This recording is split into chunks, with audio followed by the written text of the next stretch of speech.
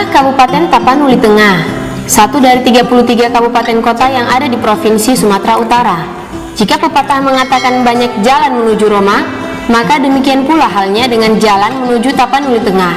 Kini, akses untuk masuk ke negeri wisata sejuta pesona ini cukup banyak pilihan. Setiap hari ada penerbangan dari dan ke Bandara Ferdinand Lumban Tobing Pinang Sori yang siap menerbangkan para wisatawan dari Medan ke Tapanuli Tengah atau dari Jakarta ke Tapanuli Tengah. Untuk jalur darat, pilihannya lebih banyak lagi. Dari ibu kota provinsi sendiri yaitu Medan, kita bisa tiba di Kabupaten Pantai Barat Sumatera Utara ini setelah menempuh perjalanan 8 hingga 9 jam.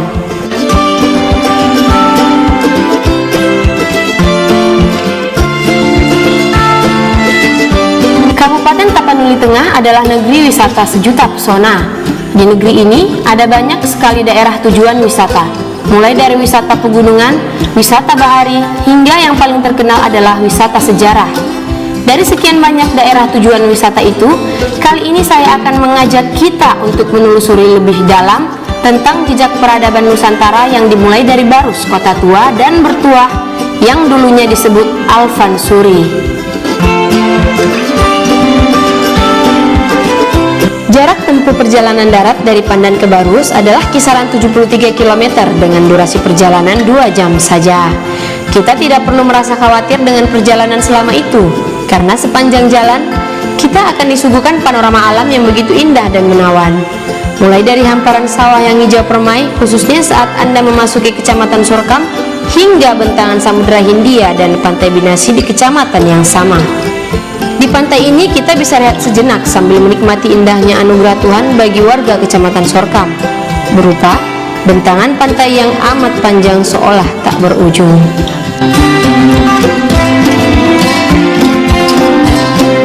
Tak jauh dari Pantai Binasi, kita kembali bisa menikmati indahnya panorama alam Pulau Pane. Pulau kecil dan indah ini menyimpan pesona yang memikat hati siapapun. Bentangan lautnya yang hijau, gugus pantainya yang putih bersih, hingga eksotisme alamnya yang tiada duanya.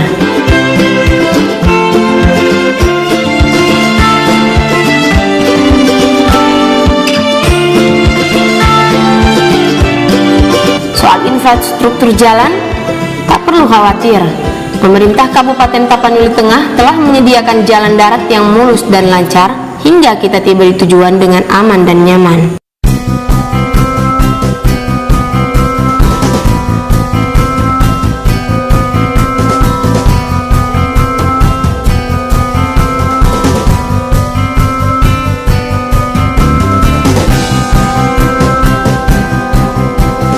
Inilah Barus, kota tua yang bertuah.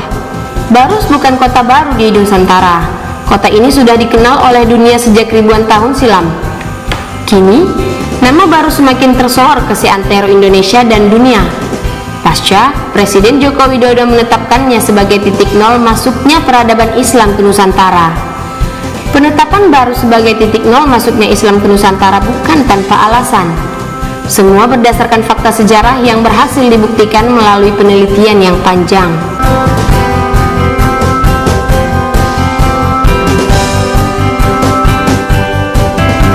Bisa kita lihat dari fakta-fakta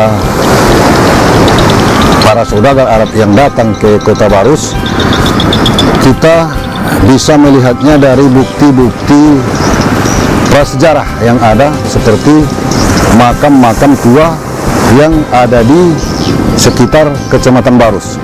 Dari bentangan Samudra Hindia inilah Islam pertama sekali masuk ke Nusantara, tepatnya di Barus atau yang dulunya dikenal dengan sebutan Alfansuri, kisaran tahun ke-44 Hijriah atau abad ke-6 Masehi. Hal ini dibuktikan dengan banyaknya ditemukan makam-makam kuno di sejumlah titik di Barus, yaitu Mahligai di Kecamatan Barus dan Papan Tinggi di Kecamatan Barus Utara. Titik nol sendiri menjadi simbol peradaban Islam di Nusantara yang pasca ditetapkan oleh Presiden Republik Indonesia menjadi tujuan wisata religi baru bagi wisatawan. Tugu tempat dibangunnya titik nol ini bukanlah titik awal yang sesungguhnya, namun di tempat ini pernah berdiri Masjid Raya Barus yang oleh akibat abrasi pantai dipindah lebih ke utara, kisaran 100 hingga 150 meter dari bibir pantai.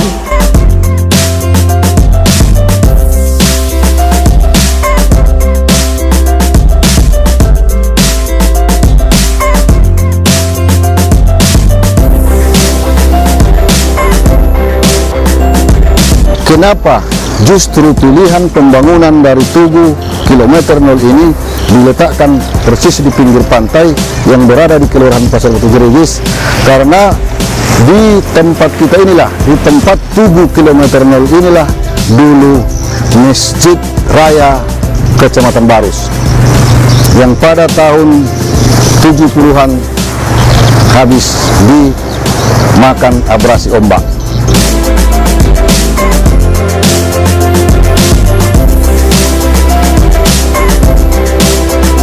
Tak jauh dari titik nol peradaban Islam di Nusantara, kita bisa menemukan jejak sejarah Islam lainnya yang disebut makam Mahligai.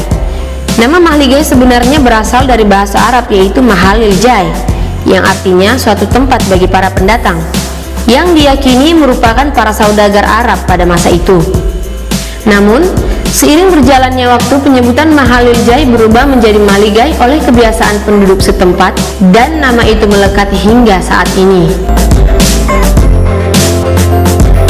Di komplek makam Mahligai ini, kita bisa menemukan 215 makam kuno dengan bentuk batu nisan yang berbeda-beda.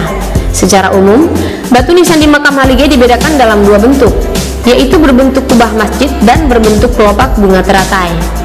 Kedua bentuk ini membedakan asal-usul para saudagar Islam yang dimakamkan di Mahligai. Batu nisan yang berbentuk kubah masjid adalah para saudagar Islam yang berasal dari Timur Tengah, sedangkan yang berbentuk kelopak bunga teratai adalah saudagar-saudagar Islam dari India.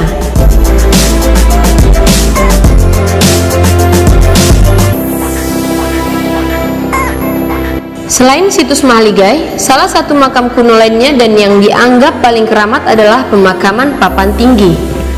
Jaraknya hanya 1 km dari makam Mahligai. Untuk bisa tiba di lokasi ini, kita harus berjibaku dengan menaiki anak tangga sebanyak 780 anak tangga. Namun tak perlu khawatir, kata penduduk lokal setempat, asal niat kita tulus dan ikhlas, tangga sebanyak itu tak menjadi halangan untuk bisa tiba di puncak.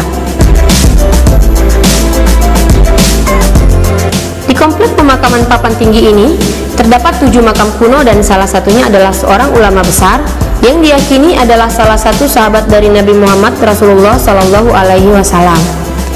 Ulama besar itu bernama Syekh Al-Alim Al-Muhtazam Syekh Mahmud Qadassallahu Rahahu Al-Muhtarah. Keyakinan bahwa Syekh Mahmud adalah salah satu sahabat Rasulullah dibuktikan dengan tahun wafatnya yang jaraknya berdekatan dengan tahun kenabian, yaitu tahun 44 Hijriah. Konon katanya, batu nisan Syekh Mahmud ini dikirim langsung oleh istrinya dari Hadral Maut. Kini, makam Papan Tinggi setiap hari selalu ada peziarah dari berbagai daerah di Indonesia. Seperti hari ini, 8 anak muda dari Pasir Pangarayan datang berziarah ke makam Syekh Mahmud yang mereka yakini adalah salah satu sahabat Rasul Muhammad Shallallahu Alaihi Wasallam. Anak-anak muda ini berdoa penuh dengan kekhusyuan. Alhamdulillah kami sini kan hendak pergi 40 hari kan, keluar 40 hari fisabilillah. Jadi kami singgahlah sebentar ziarah tempat makam sahabat ya.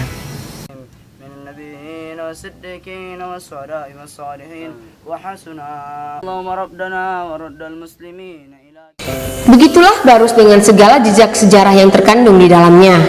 Tentu, apa yang kami sajikan terlalu sedikit untuk memberikan kita informasi lengkap tentang Barus dengan segala kisah hebat di belakangnya. Kalau begitu, ayo ke Tapanuli Tengah, kenali Barus lebih dekat lagi. Barus, kota bertuah dan bersejarah, negeri indah di mana jejak peradaban Nusantara dimulai dari sini.